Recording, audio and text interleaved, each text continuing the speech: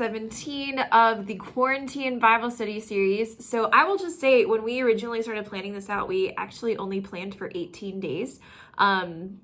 Spoiler alert, but we're going to keep going. No worries. After Easter, we're going to take a couple days off after Easter, and then get right back to this study. We hope you guys have been enjoying it. Today, I get to talk to you about the story of Nehemiah. So after the fall of Israel, the Israelites are in exile, and they've been spread out all over the Middle East. They're kind of all over the place.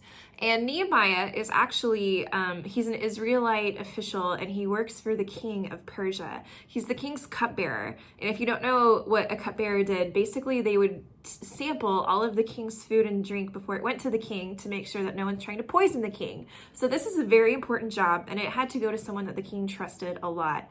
And this, as you will see, comes into Nehemiah's favor. News reaches Nehemiah that the walls of Jerusalem, the walls of this great city of the Israelites, the capital, if you will, they are destroyed.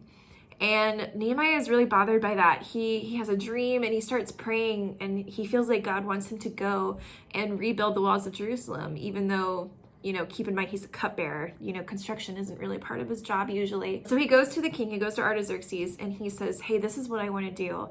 And like I said, they had a really great relationship. And so Artaxerxes gave him his blessing and said, hey, here's a ton of resources. You go do this thing. So that's awesome. And really, the book of Nehemiah starts off really positive. Nehemiah goes and he's able to start rebuilding the walls. So he faces some opposition by the people who are currently living in Jerusalem. He ends up teaming up with some of the other leaders who are in Jerusalem at the time, and they try to help teach these people who are living there about the Torah, about the laws of God. They're trying to help rebuild their spiritual lives while they're rebuilding the walls of Jerusalem. It starts out really awesome, but the end of the book is actually kind of a bummer, because while the walls are being rebuilt, the people are not following God, even though that's what Nehemiah truly wants for them. And Nehemiah actually totally freaks out and gets really upset. And basically the book ends with him saying, God, like, I tried to do what you asked me to do. And that's the really interesting thing about a lot of the Old Testament.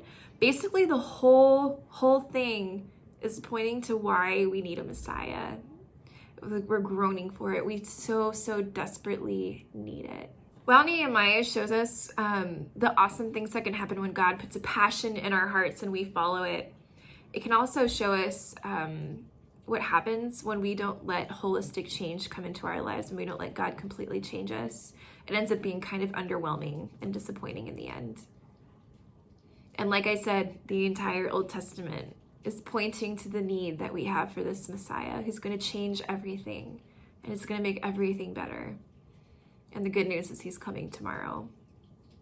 We hope you guys have been enjoying these QuaranTEEN Bible study stories. Like I said, tomorrow, day 18, is kind of the end of our outline, but we're going to be coming at you next week with some more content. We hope you continue to stay tuned into this YouTube channel, and we will see you tomorrow.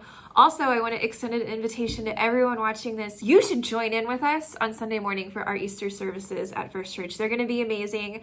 We're going to be on Facebook. We'll be on YouTube Live. We're going to be on our website. There's going to be so many ways to connect. So make sure to subscribe to our main church's YouTube page.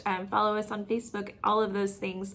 We'll be there at 9:30 and at 11 o'clock. Not physically. It's more of like we'll be online at 9:30 and 11 o'clock. We'll see you guys soon.